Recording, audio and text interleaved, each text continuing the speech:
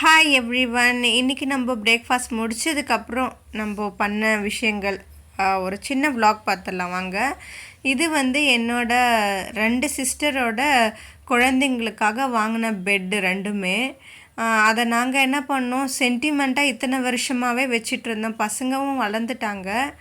இதை தூக்கி போட எங்களுக்கு மனசு வரல. அதனால் இதை என்ன பண்ணலான்னு ஏற்கனவே வந்து சின்ன குழந்தையோட பெட்டை வந்து நாங்கள் இனிமேல் ஒயிட் கிளாத் போட்டு அழகாக வச்சுருந்தோம். சரி அப்புறமா வந்து தலகாணியாக மாற்றிக்கலாம் அப்படின்னு சொல்லிட்டு பண்ணோம். அப்புறம் இந்த பில்லோ கவர்ஸ் எல்லாம் வந்து நாங்கள் எப்பயுமே பழசான பில்லோ கவர்ஸை தூக்கி போடாமல் இந்த மாதிரி ஒயிட் கலராக இருக்கிற நம்மளோடைய பில்லோவெல்லாம் ஒரு கவர் மேலே ஒரு கவருக்கு பதிலாக இதை யூஸ் பண்ணிப்போம்.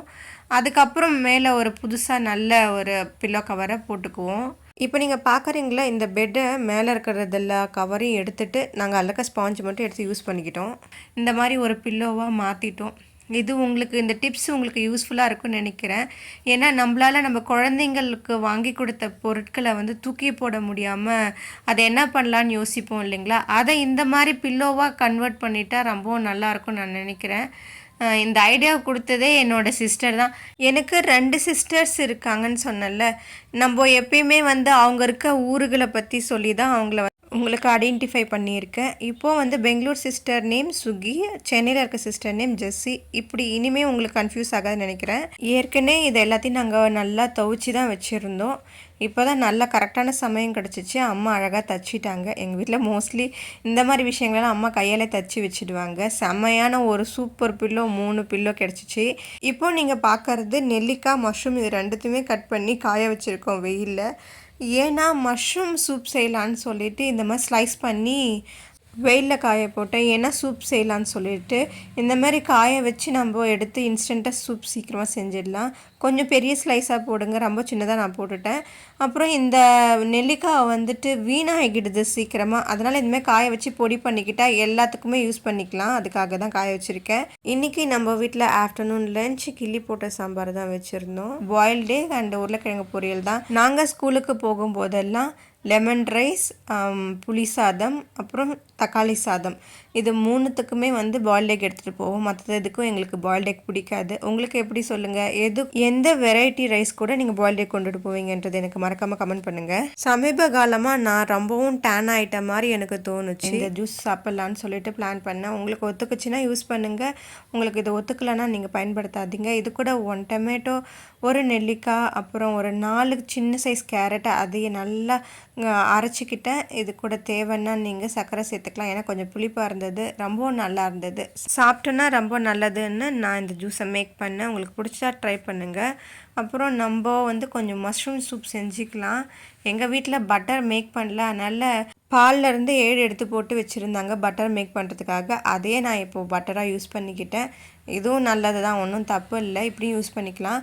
1/2 டீஸ்பூன் அளவுக்கு பட்டர், கொஞ்சமாக ஆயில் சேர்த்துக்கிட்டு மஷ்ரூம் சூப் பண்ணலான்னு பார்த்தேன். கொஞ்சமாக வந்து ஃப்ரை பண்ணி சாப்பிட்ணுன்னு தோணுனதுனால கொஞ்சமாக மஷ்ரூமை கொஞ்சம் எடுத்துக்கிட்டேன் கட் பண்ணி. நான் எடுத்து வச்சுருந்த பாதியிலே இதில் வந்து 3 பூண்டு, பெரிய சைஸ் பூண்டு, இதை நான் நல்லா நீல வாக்கில் ஸ்லைஸ் பண்ணிக்கிட்டேன். அதுக்கப்புறம் கொஞ்சமாக வெங்காயம், பெரிய சைஸாக இருந்தது மஷ்ரூம், அதை 1 எடுத்துக்கிட்டேன். அதையும் ஸ்லைஸ் பண்ணி இது கூட சேர்த்துக்கிட்டேன். நீங்கள் இது கூட கொஞ்சம் தண்ணி சேர்த்திக்கோங்க, ஏன்னா ரொம்ப கருகிடக்கூடாது. அதனால தான். இது கூட கொஞ்சம் லைட்டாக உப்பு சேர்த்திக்கோங்க. பெப்பர் எவ்வளோ வேணுமோ அவ்வளோ தூரம் சேர்த்திக்கோங்க. 2 நிமிஷம்தான் வதக்கி நீங்கள் எடுத்துகிட்டு இல்லை கொஞ்சம் ஸ்ப்ரிங் ஆனியன் போட்டுக்கோங்க. நம்ம வீட்டில் விளைஞ்ச கொஞ்சம் ஸ்ப்ரிங் ஆனியன் இது கூட நான் போட்டுக்கிட்டேன். செம டேஸ்ட்டாக இருந்தது. எப்படி இருந்ததுன்னா டேஸ்ட்டு எக் மசாலா போட்டு செஞ்சால் எப்படி இருக்கும் அது போல் டேஸ்ட் இருந்தது. கொஞ்சம் சாதத்தில் பிசைஞ்சு சாப்பிட்டேன், செம்மையாக இருந்தது. எனக்கு ரொம்ப பிடிச்சிருந்தது. இவ்வளோ தான் வந்தது. எனக்கு ரொம்ப ஆசையாக இருந்ததுனால நான் இதை செஞ்சு சாப்பிட்டேன். இப்போ நம்ம சூப் செய்யலாம் வாங்க. திரும்ப ஒரு 1 ஸ்பூன் அளவுக்கு பட்டர் எடுத்துக்கிட்டேன். கொஞ்சமாக ஆயில் சேர்த்திக்கோங்க. இதில் நம்ம ரஃப்பாக கட் பண்ணி போடணும் ஆனியனை. நான் ஒரு சின்ன சைஸ் ஆனியன் எடுத்துக்கிட்டேன்.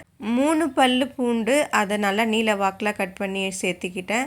இதை நல்லா வதக்கணும். இது கூட மஷ்ரூமையும் இதில் ஒரு மஷ்ரூம் அளவுக்கு ரஃப்பாக கட் பண்ணி சேர்த்துட்டாச்சு.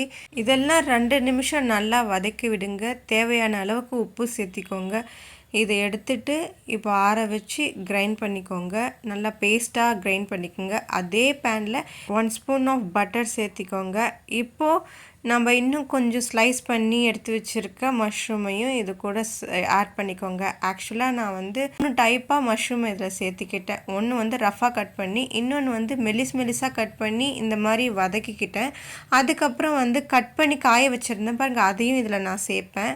3 விதமாக நம்ம எடுத்து வச்சுக்கலாம். இதில் கொஞ்சம் உப்பு சேர்த்து நல்லா பட்டர்லேயே வதக்கிடுங்க. இந்த மஷ்ரூம் நல்லா வதங்கினதுக்கப்புறம் நாம் ஒரு 1 டம்ளர் ஆஃப் வாட்டர் ஊற்றி கொதிக்க வச்சுக்கலாம். இப்போ தேவைனாலும் உப்பு சேர்த்திக்கோங்க. இந்த டைமில் அரைச்சி வச்ச பேஸ்ட்டை போட்டுக்கலாம். மிக்சியில் கொஞ்சம் மசாலா சொட்டி இருக்கும், அது கூட கொஞ்சம் தண்ணி ஊற்றி அதை கலக்கி அதையும் இது கூட கொஞ்சம் சேர்த்திக்கலாம். இதையும் ஒரு 2 நிமிஷம் பாயில் பண்ண விடுங்க. அதுக்கப்புறமா நம்ம காய வச்சு எடுத்து வச்ச மஷ்ரூமை போட்டுடுங்க. இதுவும் ஒரு 2 நிமிஷம் வதங்கட்டும். அதுக்கப்புறமா நம்ம கொஞ்சோண்டு இது கூட கார்ன்ஃப்ளவர் சேர்த்துக்கலாம். 1 டம்ளர் ஆஃப் வாட்டரில் 1 ஸ்பூன் ஆஃப் கார்ன்ஃப்ளவர் கலந்து அதையும் சேர்த்திக்கோங்க. தேவையான அளவுக்கு உப்பு போட்டுக்கோங்க. நல்லா ஒரு 2 நிமிஷம் திரும்ப கொதிக்கட்டும். அதுக்கப்புறம் நம்ம கொஞ்சமாக ஸ்ப்ரிங் ஆனியனும் ஸ்ப்ரிங்கிள் பண்ணி விட்டுட்டிங்கன்னா நம்மளுடைய க்ரீமியான சூப் ரெடி ஆகிடுச்சு. கட்டாயமாக இதில் பெப்பர் பவுடர் கொஞ்சம் போட்டுக்கோங்க. செம்மையாக இருக்கும், ட்ரை பண்ணி பாருங்கள். ஒன்று வந்து க்ரீமியான பட்டர் கார்லிக் மஷ்ரூம் சூப், இன்னொன்று பட்டர் கார்லிக் மஷ்ரூம் ஃப்ரை. 2 ரெசிபியோட டேஸ்ட்டுமே செம்மையாக இருந்தது. மறக்காமல் ட்ரை பண்ணி பாருங்கள். இந்த சூப்பை நீங்கள் 5 to 10 மினிட்ஸ்க்குள்ளே செய்து முடிச்சிடலாம். பார்க்க என்னமோ நிறைய ப்ராசஸ் செய்கிற மாதிரி தான் இருக்கும், இல்லை ரொம்பவும் ஈஸியான ரெசிபி தான் இது. நம்ம வீட்டில் இந்த ரோஸ் செடி ரொம்ப நீளமாக வளர்ந்துக்கிட்டே போனாங்க.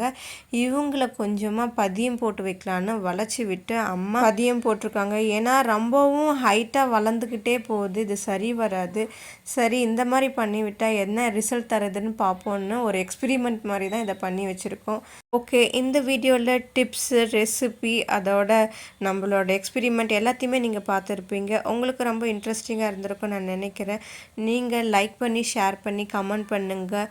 உங்களுக்கு இந்த வீடியோ ரொம்பவும் பிடிக்கும். பாருங்கள், ஹாப்பியாக இருங்க. Bye bye. Subscribe my channel.